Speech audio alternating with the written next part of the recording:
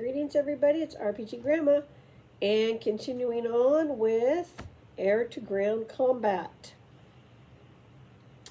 Flyers passing over ground installations or troops cannot logically be placed on the table, for their speed is such that they traverse the largest of the tables with ease at cruising speed. However, their operations in landing troops are another story and will be dealt with below. Fire. In order to employ their guns, flyers must either come in at a low altitude or be firing at a very tall target. Since the latter is fairly unlikely, assume that flyers firing at ground targets are at about 500 altitude and at close range. All fire is considered short, unless a fortified area is under attack. The flyers may then wish to begin fire at medium or long range, and under most circumstances, they will have this option. To determine hits, simply use the to hit all weapons chart found in the flyer's aerial combat table. All guns will do the same amount of damage as noted on this same table. You will note that the radium rifle has a factor of 1. When firing at troops, it is easy to convert the larger gun types to the missile fire table, and this is used to determine target casualties. For example, assume a cruiser is firing 6 medium guns at troops behind hard cover, a city wall perhaps. Going to the missile fire table, it is seen that 10 radium rifles kill 5 infantry, but that this is adjusted to only 50% of the fire due to hard cover. So 10 radium rifles kills 2.5 figures. As each medium gun is of 30 factors, they are equal to 30 radium guns. So each gun that scores a hit will kill 7.5 figures. And if all 6 hit, there will be 45 casualties.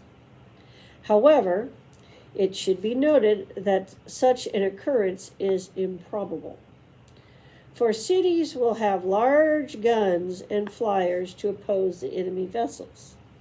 Again, if the targets were green Martians in an abandoned city, they would be hidden. The fire would have to be at structures rather than at troops. And then, hope you accidentally takes them out. Fire at structures. This type of fire is treated as any other type. The typical values of structures are, we have structure type and we have defense value. Small stone building, 500. City wall, 1-inch section, 500. City gate, 2,000. Medium stone building, 1,000. Large stone building, 2,500. Small fort, 3,000. Medium fort, 5,000. Large fort, 10,000. Rapid fire gun emplacement, 500. Medium gun emplacement, 1,500. Heavy gun emplacement, 2,500. Guns damage structures according to their value, i.e., a heavy gun does 150 points of damage when it hits. Troops landing. Troops can be landed in 2 ways. The flyer carrying them can attempt to land and disembark its contingent, or the flyer may pass over the area where the troops are to land and drop a form of paratroops, for Barsoomian armies often have equilibrium motors.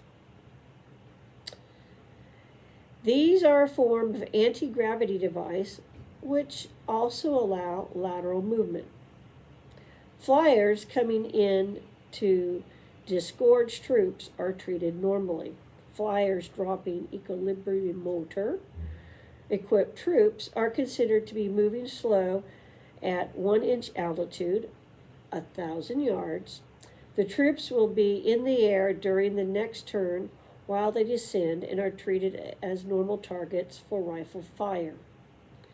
Bombing ground targets. Because of their shrapnel effects and due to the more confined space in which they expose, bombs dropping on ground targets, and my copy is messed up. Anyway, a direct hit rather than 500 points as they do against aerial targets. The flyers releasing the bombs can be at any altitude normally possible. The table for bombing ground targets is given in the back of the booklet. Why don't we take a look at that, since I cannot read what I was trying to read.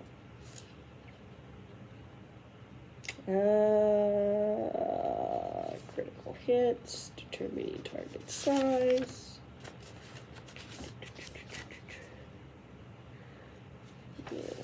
We have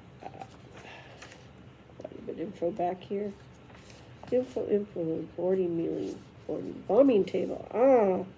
Base score to hit is 8. Target is more than 1,000 yards below. Oh, it has a modification system of +1, -1, +2, depending on the thing.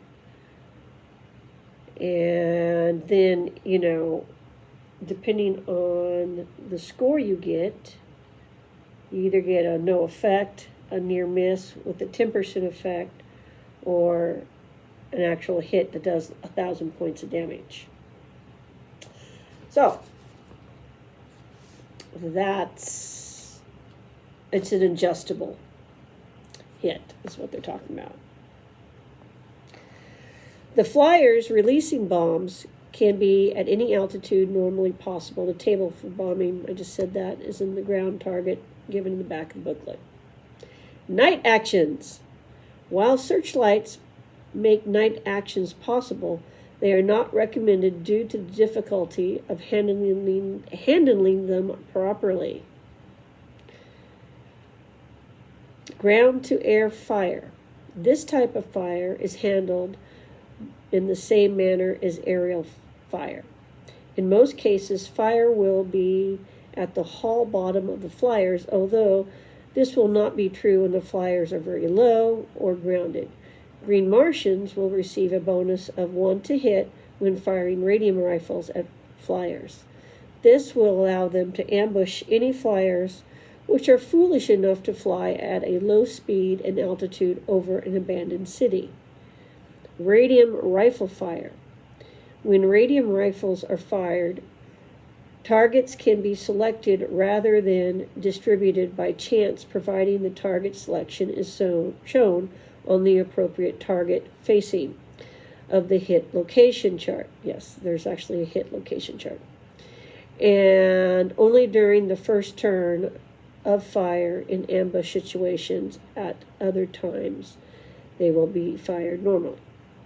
All right, that is the end of all the combat information, individual to mass.